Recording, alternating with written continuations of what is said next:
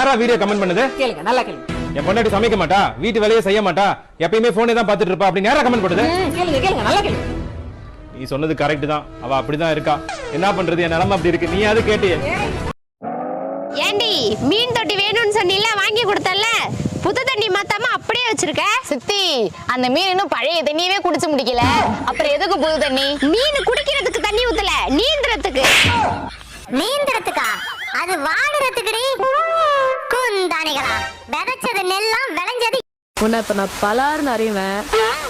மூடின்னு வாங்கிக்கணும். தொடப்ப கட்டையால நான் உன்னை திருப்பி அடிப்பேன். மூடிட்டு வாங்கிப்பியா?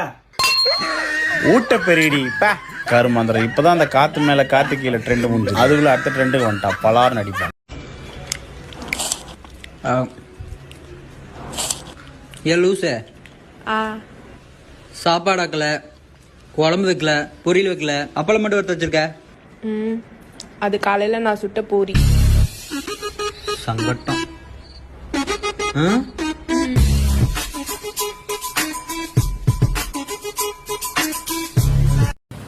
குளிச்சுட்டு வந்து பவுடர் அடிச்சாதான் மூஞ்சி ஃப்ரெஷ்ஷாக இருக்கும். என்ன பவுடர் வர வரன்னு இருக்கு? என்னப்பா பண்ணிட்டு இருக்க?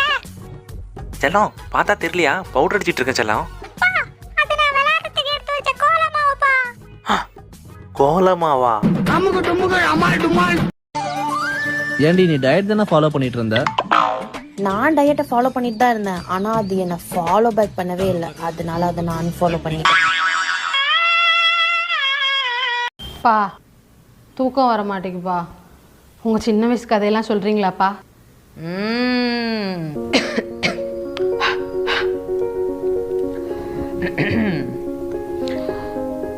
அந்த காலத்துலலாம்